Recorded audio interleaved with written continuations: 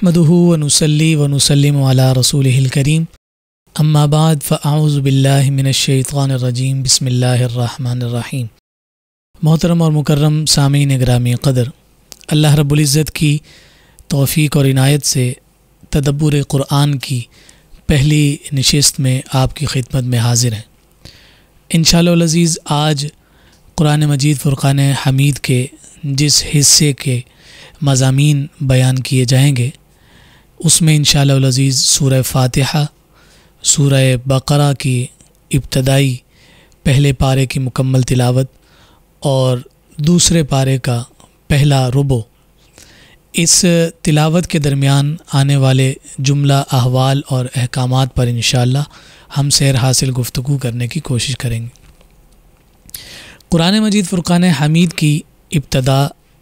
सूरह फ़ातिहा से है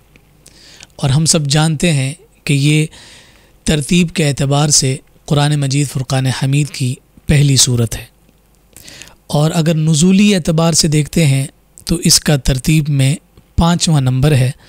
कि नुज़ूल में ये 5th नंबर पर नाजिल हुई। हुज़ूर नबी रहमत सल्लल्लाहु अलैहि वसल्लम ने इस सूरह मुबारक के बेशुमार फ़ज़ाइल और बरकतें बयान फरमाई, जिनमें से मुस्लिम शरीफ की एक हदीस मुबारक है कि आक़ाए कायनात सल्लल्लाहु अलैहि वसल्लम ने इरशाद फरमाया कि अल्लाह रब्बुल इज़्ज़त ने फ़रिश्तों के ज़रिए से मुझे 2 नूरों की बशारत अता की। उनमें से एक सूरह बक़रा की आखिरी आयात हैं और दूसरा ये सूरह फ़ातिहा है। गोया कि हुज़ूर अलैहिस्सलातु वस्सलाम ने इस सूरह मुबारक को नूर करार दिया है। इसी तरह सुनन दारमी की हदीस मुबारक है, नबी रहमत सल्लल्लाहु अलैहि वसल्लम ने फरमाया कि सूरह फ़ातिहा को अल्लाह रब्बुल इज़्ज़त ने हर मर्ज़ के लिए शिफा बनाया है। इसी तरह नबी रहमत सल्लल्लाहु अलैहि वसल्लम का मुबारक फरमान है कि जो शख्स ये चाहता हो कि उसकी दुआ कबूल हो, उसे चाहिए कि 100 बार सूरह फ़ातिहा की तिलावत करे और उसके बाद अपने रब की बारगाह में इखलास के साथ दुआ मांगे। अल्लाह रब्बुल इज़्ज़त उसकी मांगी जाने वाली हर दुआ को कबूल फरमाएगा। दूसरे लफ्ज़ों में अगर हम यूँ कहें कि ये सूरह फ़ातिहा कुरान का मुक़द्दमा और कुरान का प्रीफेस है और एक एतबार से कुरान मजीद फ़ुरक़ान हमीद में अल्लाह रब्बुल इज़्ज़त ने जितने उलूम ज़िक्र फरमाए हैं तमाम का ख़ुलासा और तमाम का निचोड़ सूरह फ़ातिहा में ज़िक्र किया गया है। सूरह फ़ातिहा के बहुत सारे नाम अइम्मा मुफ़स्सिरीन ने ज़िक्र फरमाए हैं और इस सूरह मुबारक को ये इनफरादियत हासिल है कि सबसे ज़्यादा जो अस्मा ज़िक्र किए गए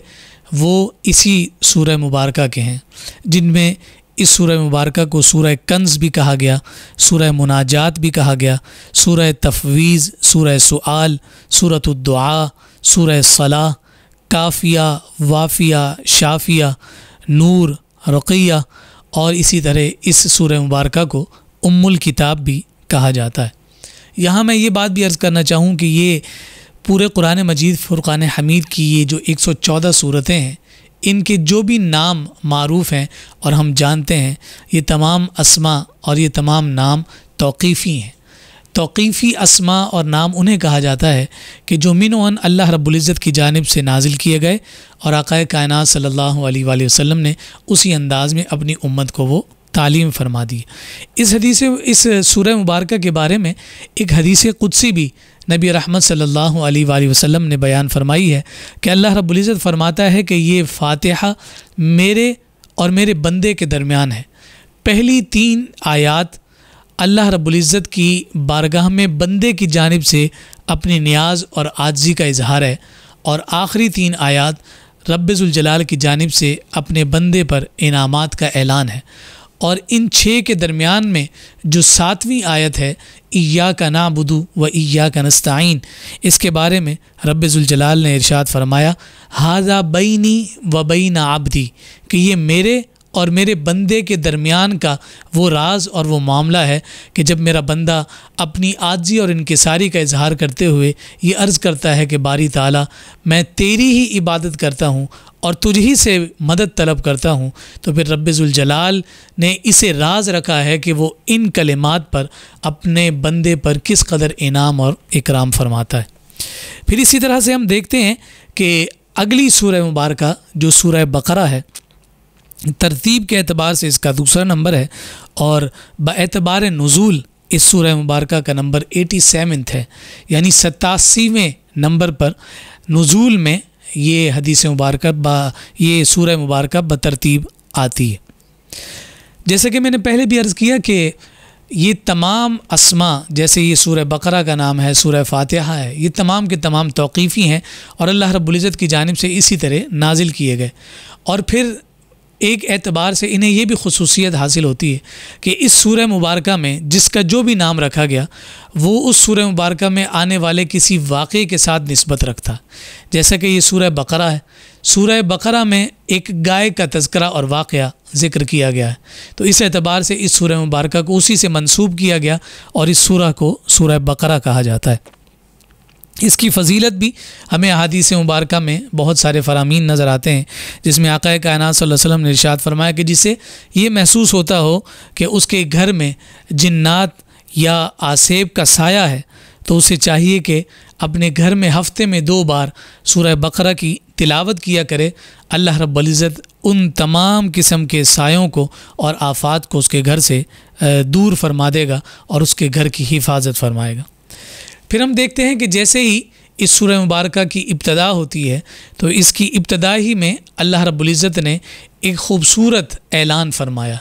और वो ऐलान ये है कि ज़ालिकल किताबु ला रैब फ़ीह, कह बंदा मोमिन तो अब आगे जो कुछ पढ़ने जा रहा है, जिन कलिमात की तू तिलावत करेगा, जिन अहकामात से तू रोशनास होगा और जिस नूर से तू अपने आप को मुनव्वर करेगा, ये जान ले कि उसमें किसी किस्म का कोई रैब नहीं है, उसमें किसी किस्म का कोई शक नहीं है।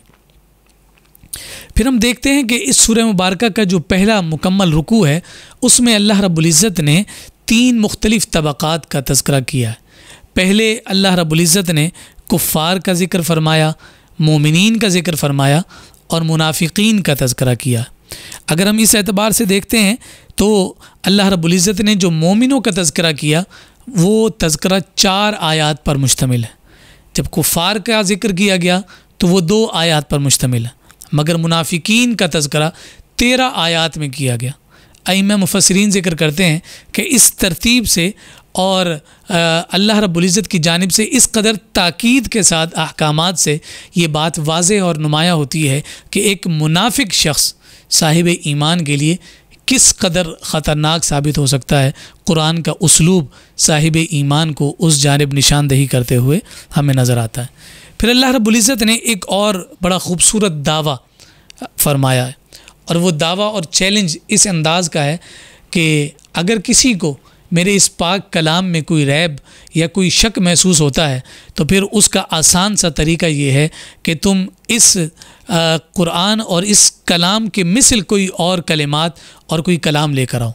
तो फरमाया व इन कुंतुम फ़ी रैबिम मिम्मा नज़्ज़लना अला अब्दिना फ़अतू बिसूरतिम मिन मिस्ली। मैं तुमसे ये नहीं कहता कि पूरे कुरान की मिसल लेकर आओ, तुम किसी एक सूरत की मिसाल ही लेकर आ जाओ, मगर हम देखते हैं कि आज 1400 साल का अरसा गुजरने के बावजूद लोगों ने उल्टे लटक कर मेहनतें और कोशिशें कर लीं कि किसी तरह से कुरान का मुतबादिल हम दुनिया को दे सकें, मगर आज भी अक्ल इंसानी हैरान और फ़िक्र इंसानी परेशान नज़र आती है कि किसी भी एतबार से कुरान की मिसल और कुरान की मिसाल नहीं बन सकती। ये अल्लाह रब्बुल इज़्ज़त का वो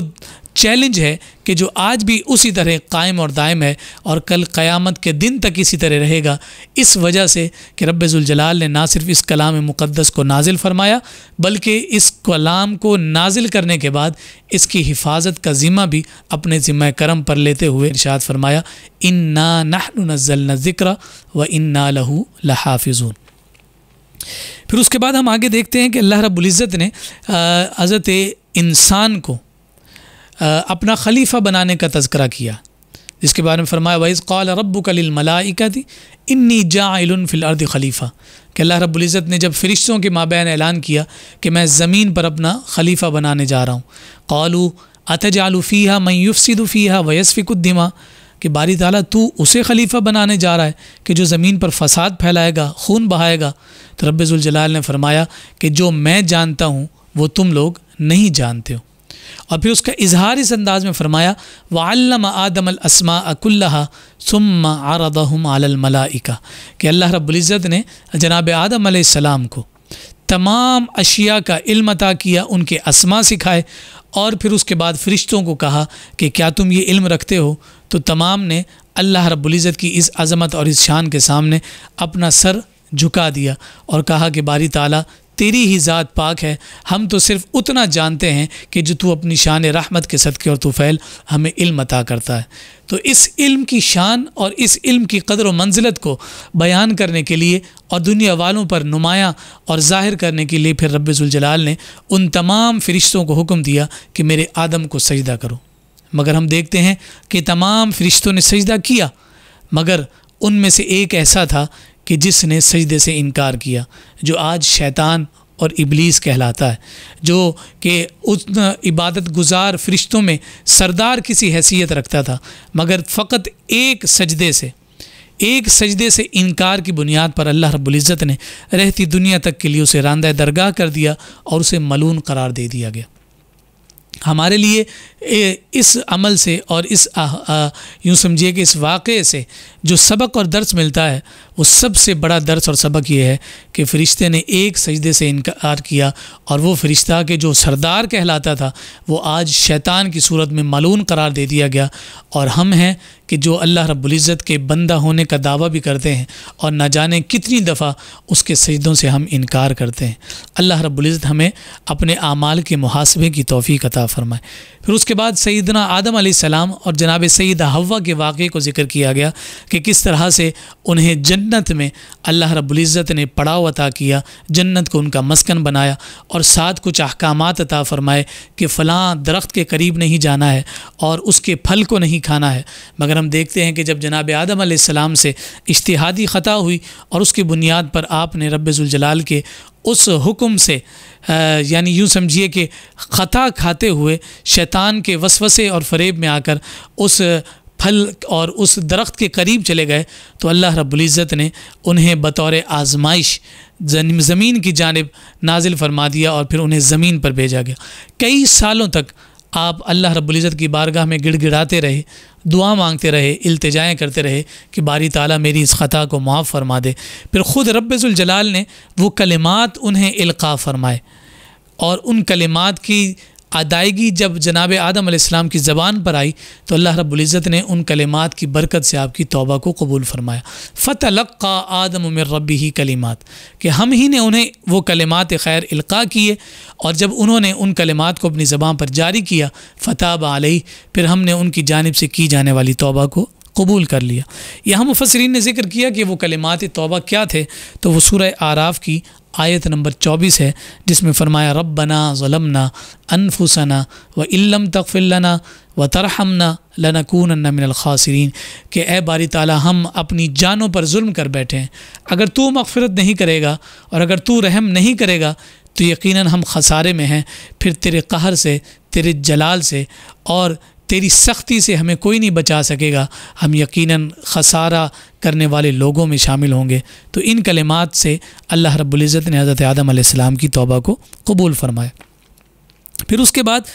आगे अल्लाह रब्बुल इज़्ज़त ने बनी इसराइल के अहवाल और वाक़यात को ज़िक्र किया है। मैं यहाँ ज़िम्नन ये बात अर्ज़ करना चाहता हूँ कि ये बनी इसराइल हम अक्सर व बेशतर सुनते भी हैं और कुरान में बेशुमार मकामात पर या बनी इसराइल के अल्फाज आते हैं। आखिर ये बनी इसराइल का मतलब क्या है? दरअसल इसराइल का जो लफ्ज़ है ये इब्रानी ज़बान का लफ्ज़ है और ये कंपाउंड वर्ड है। इसराइल, इन दोनों के जुड़ने से ये मुरक्कब है और इसराइल का अरबी में माना अब्दुल्ला यानी अल्लाह का बंदा होता है। और ये लक़ब है जनाब याकूब अलैहिस्सलाम का, जो शहज़ादे हैं हज़रत इसहाक़ अलैहिस्सलाम के, और हज़रत इसहाक़ अलैहिस्सलाम शहज़ादे और साहबज़ादे हैं हज़रत इब्राहीम खलीलुल्लाह अला नबीना व अलैहिस्सलातु वस्सलाम के। चूँकि ये लक़ब इसराइल जनाब याकूब का था, तो हज़रत याकूब अलैहिस्सलाम की जब नस्ल चली तो उस जुमला नस्ल में आने वाले अम्बिया को बनी इसराइल के अम्बिया कहा जाता है और उनकी नस्ल में आने वाले अफराद को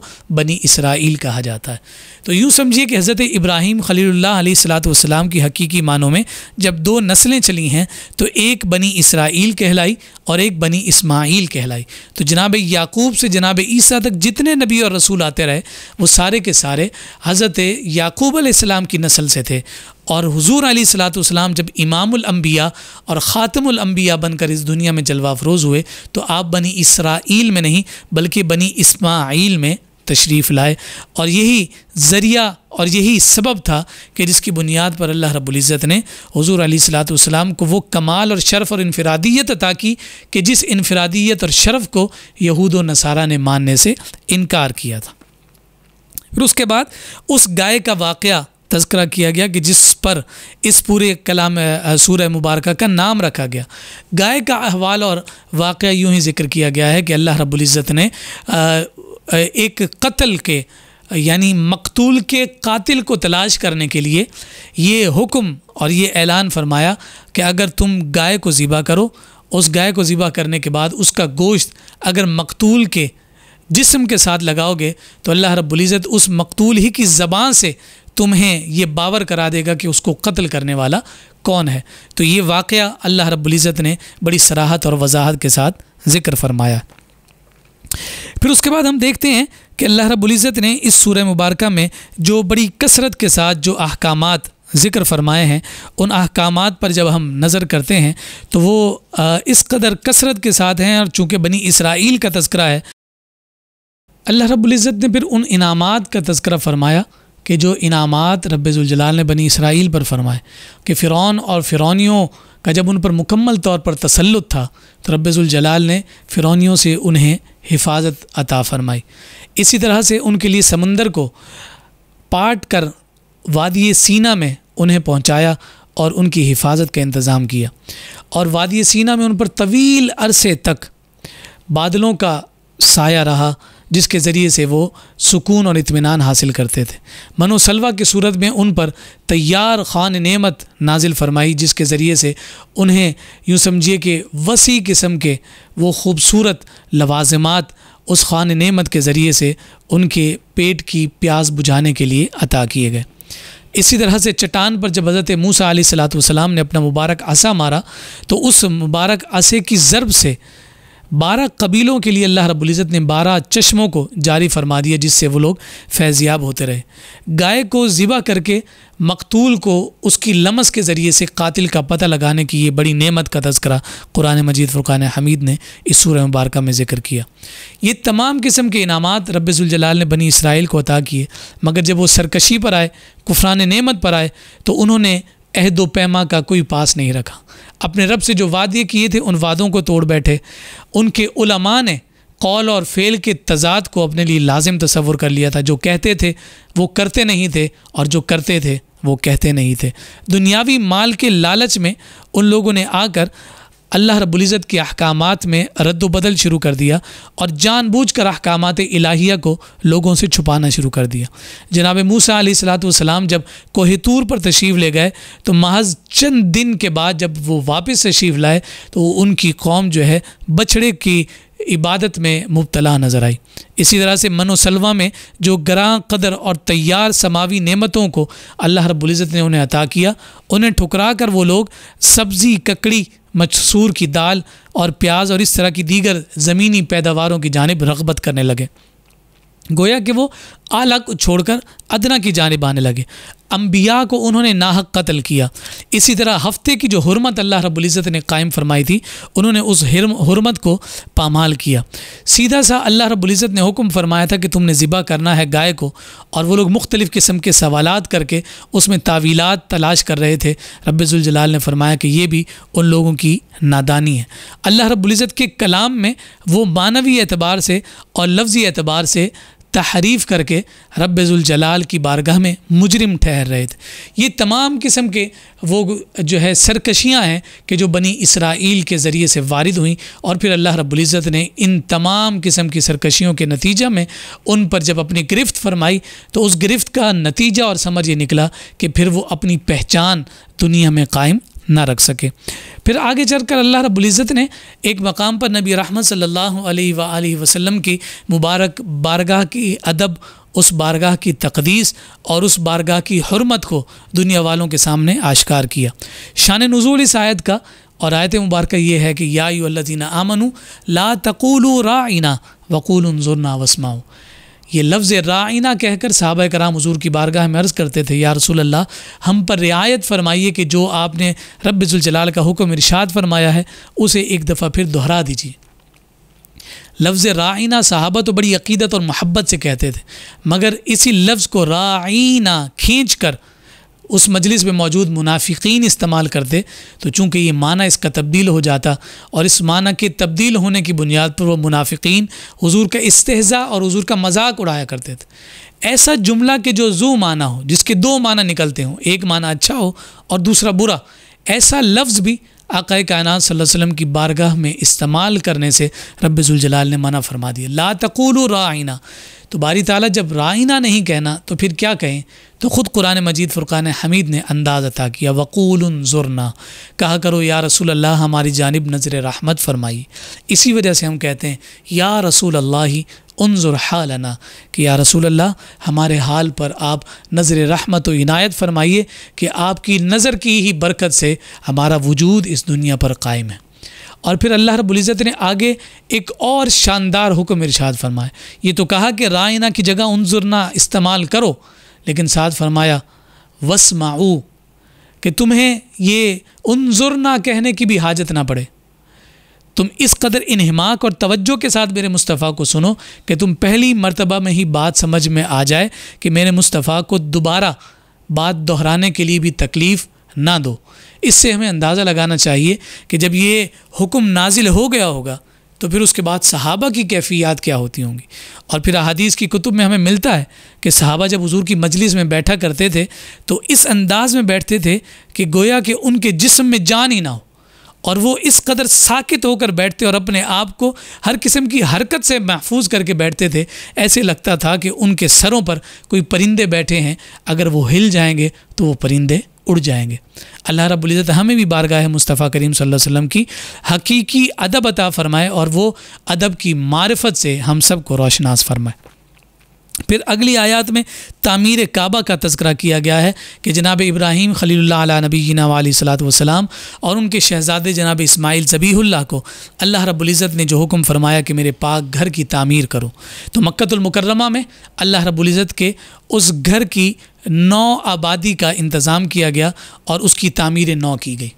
और जब उस घर को तामीर कर लिया गया तो तामीर को करने के बाद अल्लाह रब्बुल इज़्ज़त ने उस पाक घर के कुछ अदब और तक़दीस और उसके तक़द्दुस को जब बयान फरमाया, अंतहिरा बैती लित्ताइफीना वल आकिफीना वरुक्काइ सुजूद। अब इस घर की तामीर के बाद इसे पाक और साफ़ रखना है। किन लोगों के लिए? कि जो लोग यहाँ आकर मेरे इस पाक घर का तवाफ़ करेंगे, उन लोगों के लिए कि जो इस घर में आकर मेरी बारगाह में एतकाफ़ बैठेंगे, मोतकिफ़ होंगे और अपनी जो है ना गुनाहों और अपने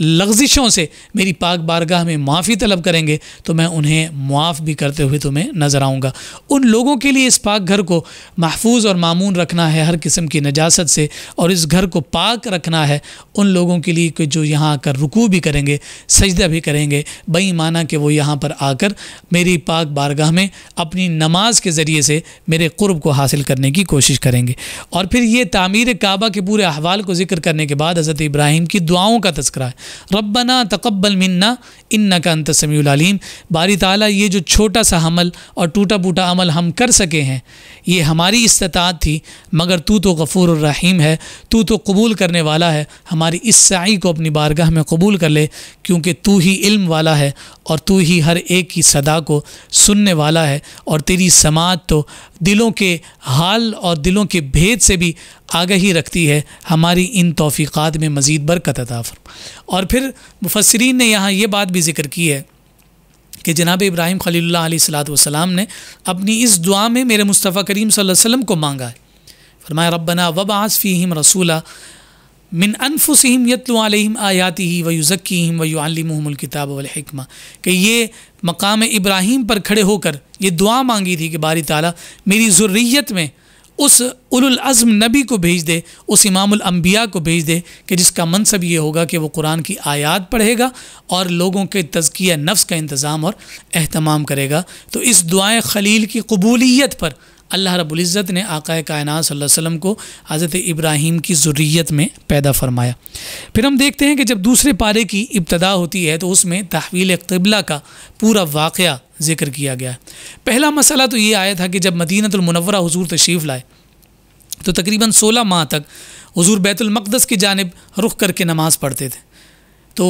ये ताने दिए जाते थे कि अगर जब नया दीन लेकर आए हो तो फिर अपना क़िबला भी नया बनाओ। हुज़ूर की भी ये ख्वाहिश और आरज़ू थी कि मुसलमानों का क़िबला कोई और होना चाहिए, और हुज़ूर की दिली तमन्ना थी कि मेरे जद्द आला ने जो घर तामीर किया था, जो काबतुल्लाह है, जो मक्कतुल मुकर्रमा में है, वो हमारा क़िबला होना चाहिए। और इसी आरज़ू और इसी ख्वाहिश में जो मस्जिद क़िबलतैन का जो आज मदीनतुल मुनव्वरा में मकाम है, हुज़ूर अलैहिस्सलाम वहाँ खड़े ज़ोहर या असर की नमाज़ अदा फरमा रहे थे और रब्बुल जलाल ने इन आयात को नाजिल फरमाया, क़द नरा तक़ल्लुब वजहिका फ़िस्समा। महबूब आप बार बार जो अपना रुख़ अनवर आसमान की जानिब बुलंद करते हैं, या आसमान की जानिब रुख़ अनवर का बुलंद करना हम देख रहे हैं। फ़लनुवल्लियन्नका क़िबलतन तरदाहा, कि बस महबूब अब उस जानिब रुख़ कर दीजिए जिस जानिब आपकी रज़ामंदी है और आपकी ख्वाहिश है, हम उसी को क़िबला बना देंगे। तो हुज़ूर अलैहिस्सलातु वस्सलाम ने 2 रकत बैतुल मक़दस की जानिब रुख़ करके पढ़ी थी और बकिया पूरे 90 डिग्री पर अपना रुख़ मोड़ कर अपने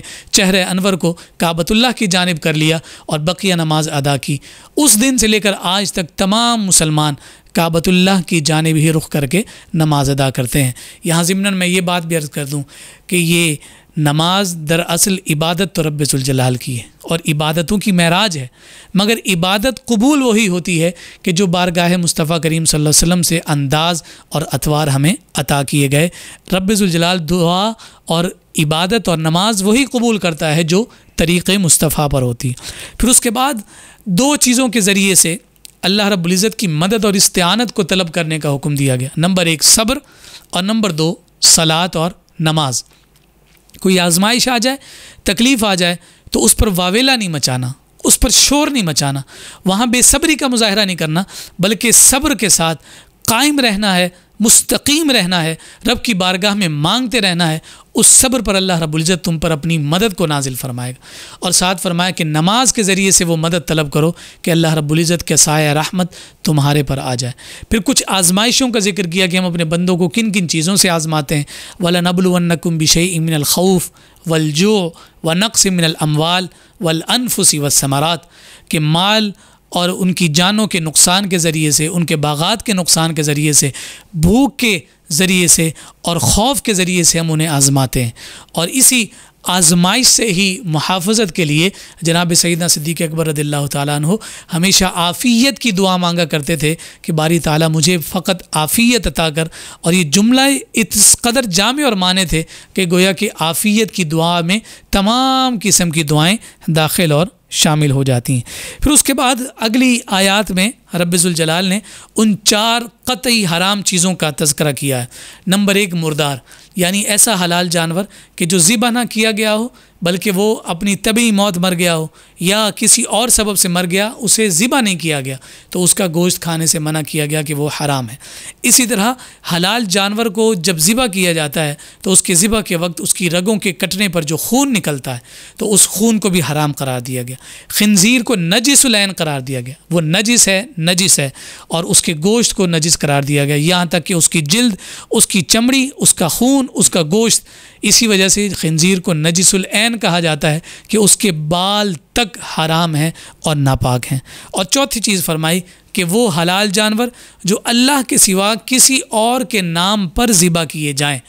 फरमाया कि वो भी उसका गोश्त तुम्हारे लिए हराम करार दिया गया है। अल्लाह रब्बुल इज़्ज़त हम सब को अमल की तौफ़ीक़ अता फ़रमाए। इंशाअल्लाह अज़ीज़ कल हम नए उन्वान और नए उसलूब और कुरान मजीद फ़ुरक़ान हमीद की अगली तिलावत के मज़ामीन के साथ आपकी खिदमत में हाज़िर होंगे। रब्बुल जलाल हम सब को अपने पाक कलाम की बरक़ात और उसके नूर से हमारे क़ुलूब को रोशन और मुनव्वर फरमाए। अस्सलामु अलैकुम व रहमतुल्लाहि व बरकातुहू।